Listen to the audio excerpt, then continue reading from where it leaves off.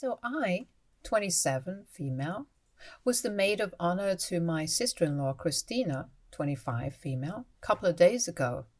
I've been married to her brother, Martin, 28, male, for about a year now, after 4 years of being together. Martin's family actually likes me, except for Christina. She has never taken a liking to me, and I've never been able to figure out why. I tried to be nice to her initially, but she was just so uptight and mean that I stopped trying.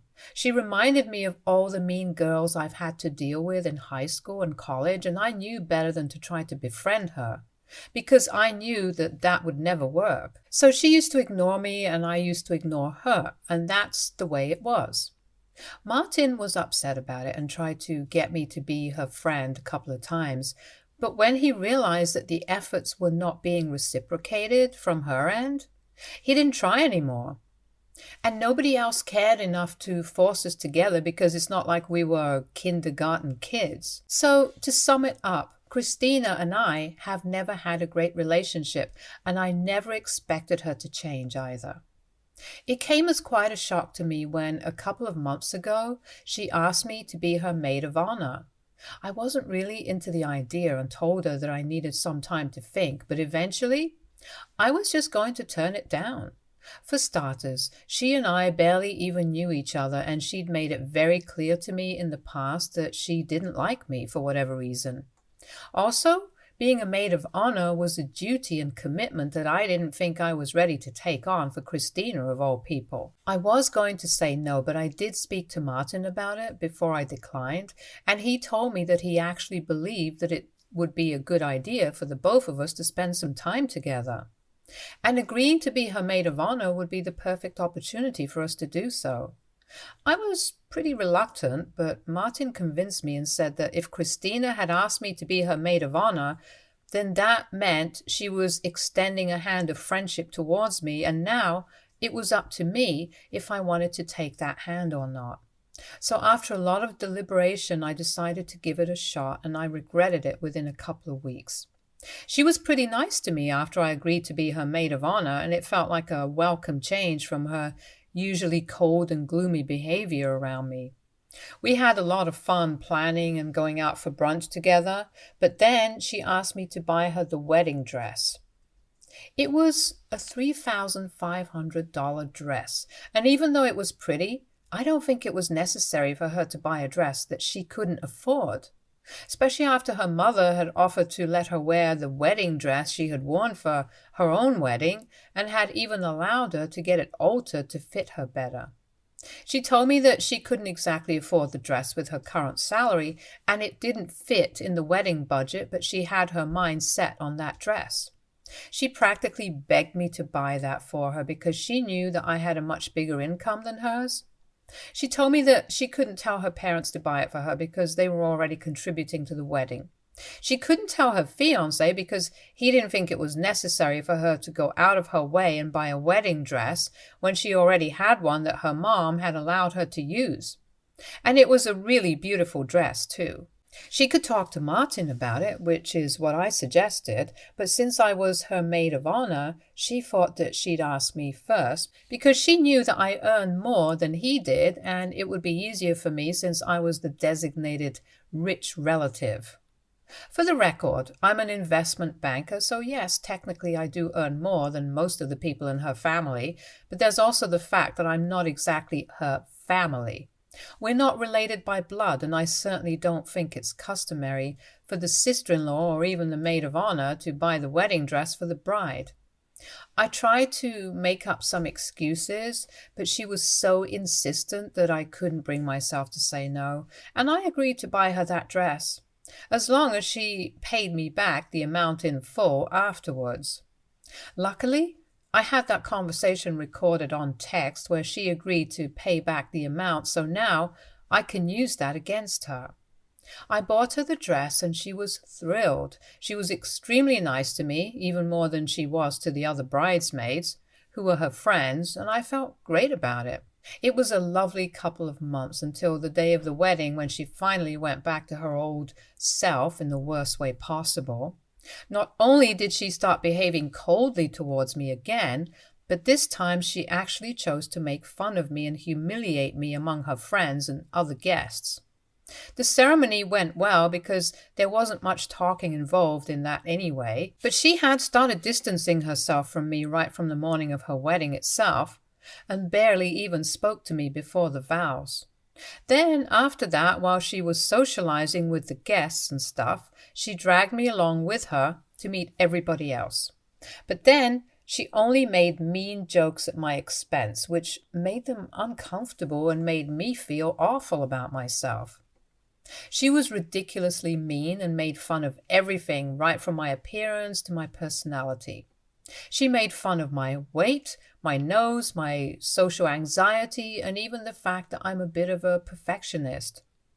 It was crazy because it was completely unprompted and didn't make sense to me why she was doing that, especially after we had such a good run before her wedding, and I'd almost begun to believe that she was my friend. So I confronted her about it in person in a corner and asked her why exactly was she being so horrible to me all of a sudden. She laughed it off and said that I was just being silly and that she wasn't making fun of me, she was just introducing me to her guests.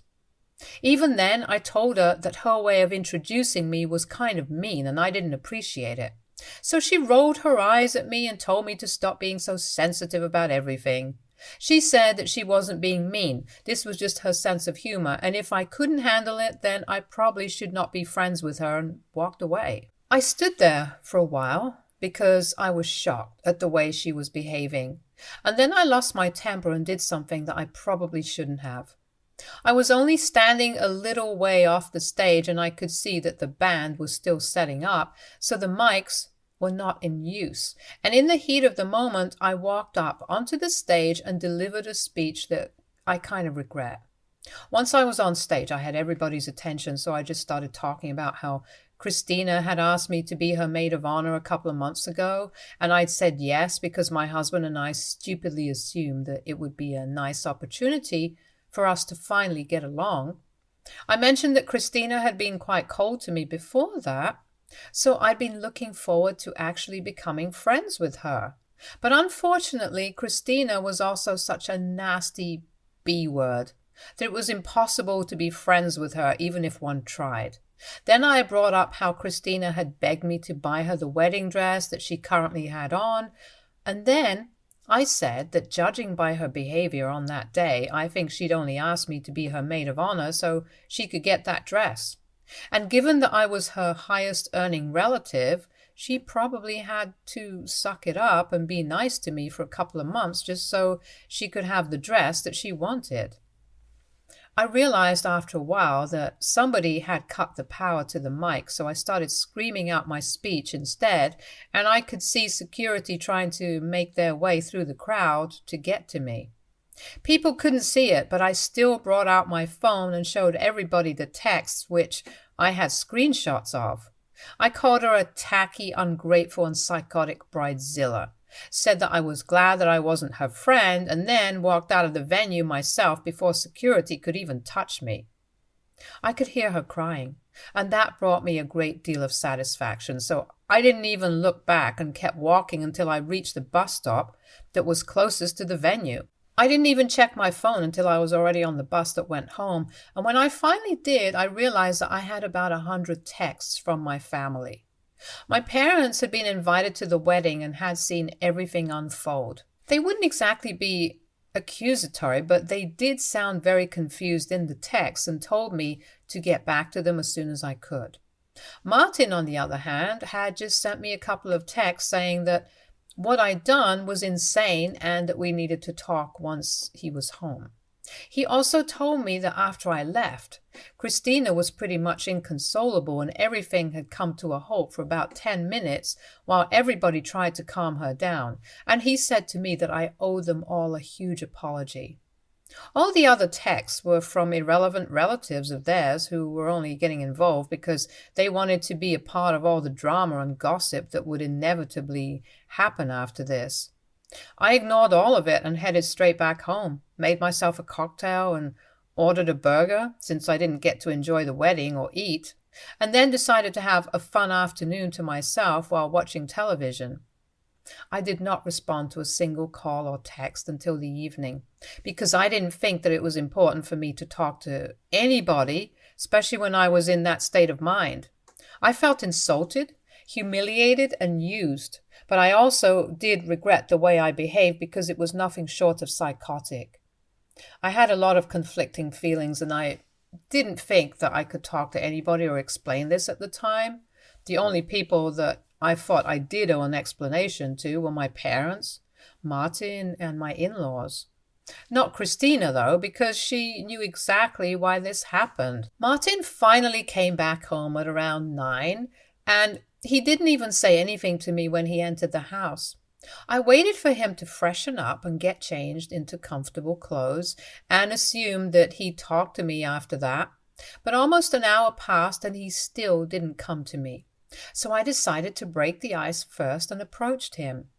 He was on his phone and stonily ignored me when I walked into the bedroom where he was lying down, but that wasn't going to stop me, so I did exactly what I did at the wedding and just started talking without overthinking it.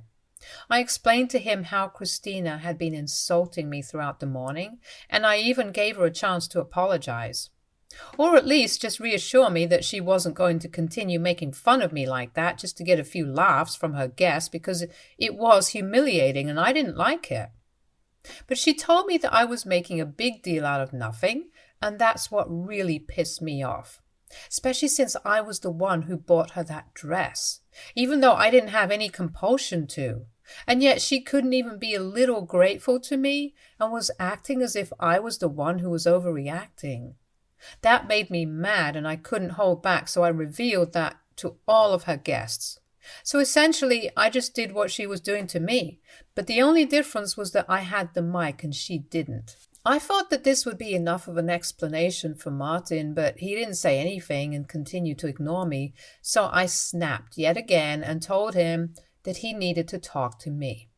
That's when he finally looked up at me and told me that he could understand that I felt humiliated, but that was still no reason for me to ruin her wedding day.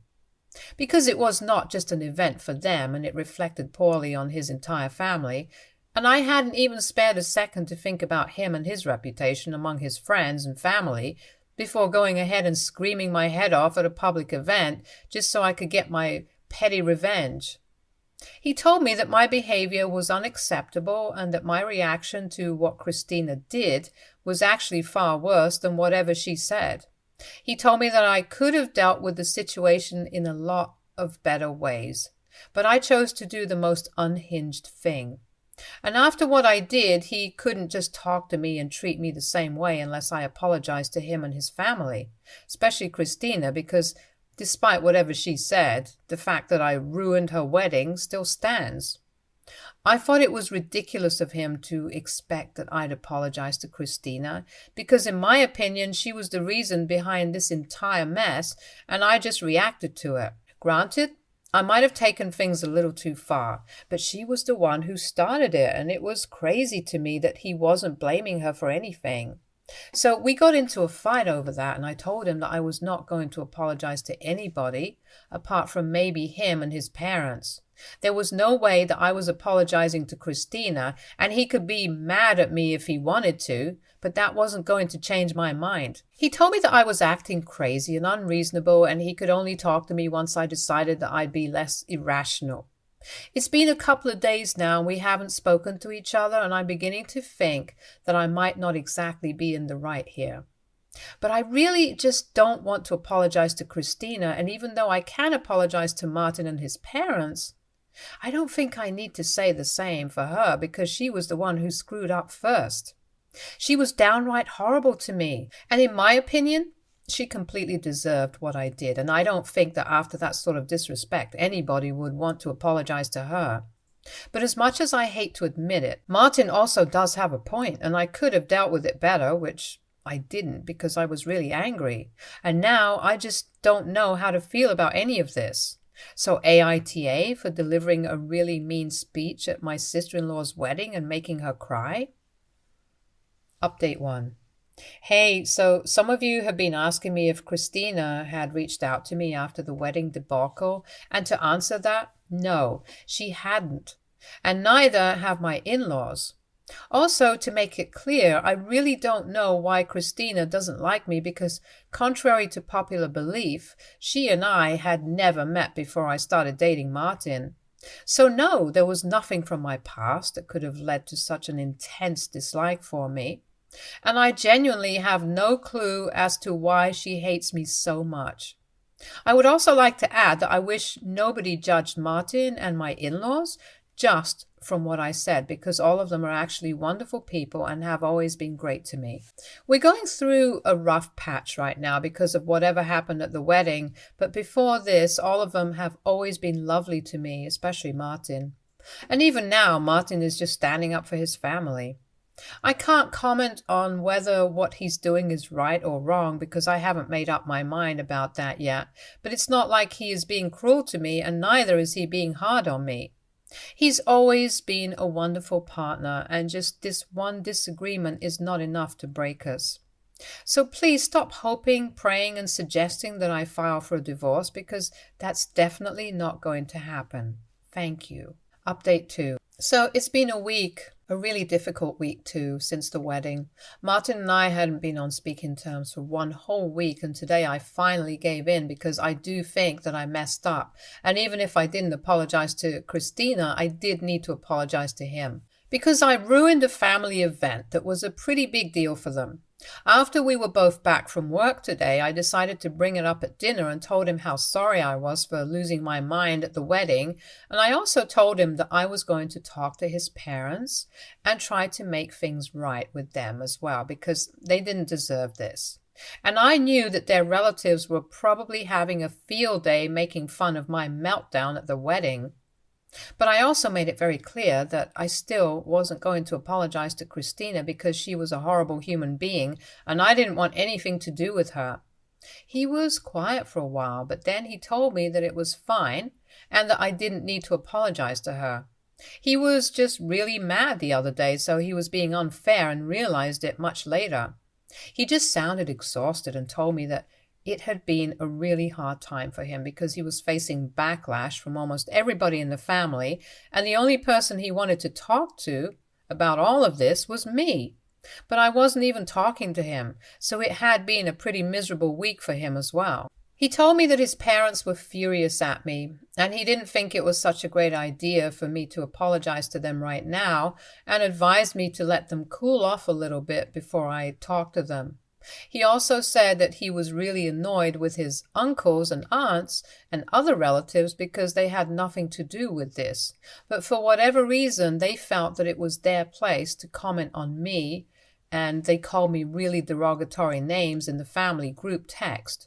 He told me that he left that a while back, but his parents keep sending those texts to him to remind him how the family feels about me now, and apparently they want me to apologize to Christina and the rest of the family for my behavior. I'm honestly okay with apologizing to Martin and his family, but I am not apologizing to Christina under any circumstance whatsoever. What she did was not okay, and she's the one who owes me an apology first. I told Martin that I was ready to apologize to the family, even after whatever they called me, but I was not apologizing to his sister. To my surprise, he actually told me that I didn't need to apologize to anybody at all, because if this incident had taught him anything, it was that all these people cared about was their own selves. He called them all selfish and answered that he didn't think I needed to apologize to anybody because I wasn't answerable to them.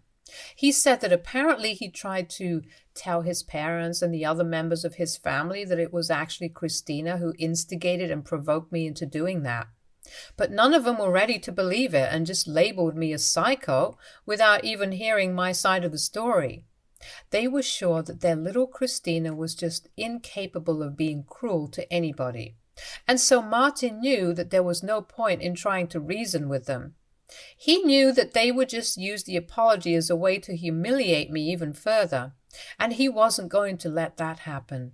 He told me that he still stood by his initial stance and still believed that what I did was not okay, but neither was Christina as innocent as she was being made out to be. And so he told me that I shouldn't apologize to anybody, And even if I wanted to apologize to his parents for the sake of my own conscience, I should properly do it when they'd be feeling more receptive and open to it.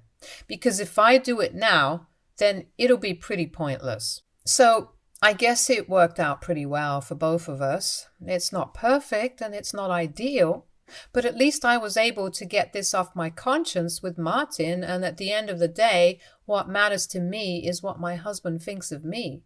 Everybody else can just go to hell. Update 3. Hey everybody, I know a lot of you guys have been asking for an update, but to be honest, there's not a lot that has happened ever since the last one. I mean, after Martin and I made up, I pretty much stopped worrying about what his family thought of me. He got a promotion at his work, so we decided to take a little vacation because we were both really stressed, and that was about it. As for my own parents, I explained everything to them and they were okay with it. They weren't concerned because this doesn't have anything to do with them, and they're just glad that Martin and I are getting along and we made up soon after our fight. That's all they really care about. Neither Christina nor her parents have been in touch with me, and I honestly think that it's for the best. My in-laws were wonderful to me when I married into this family, but now I respect the fact that they're choosing their daughter's side over mine, even though she's in the wrong. It's their personal choice, and I'm not going to hold it against them. Update 4. So it's been a month since my last update, and today I received my money back from Christina, which was a pretty startling discovery because I'd almost forgotten about her and the wedding debacle. She also texted me because I hadn't blocked her, and I finally found out the real reason behind why she didn't like me, and it's just as stupid as I had expected it to be. Apparently one of her friends had a thing for Martin, and she was just about to set him up with her brother. But then he brought me home and introduced me to the family, and so her friend ended up getting heartbroken and she blamed me for it, which is why she didn't like me. That friend of hers really liked Martin, and she'd liked him for a long time. But after our first year together, she realized that she'd never have a chance, so she moved out of state for work and is doing a lot better now, from what I've heard. I don't know how any of this is my fault, but I guess with Christina, she just needed a reason to dislike me, and she picked that. I would have much rather not found out the reason at all, now that I know that it's something this dumb. I told Martin about it, and he told me that he always had a clue, but he could never see that friend of hers as anything more than his little sister's best friend. So even if I hadn't been in the picture, they still wouldn't have gotten together. But whatever. At least it's all over now, and I don't have to talk to Christina ever again. Stay tuned for more stories from our girl relationships.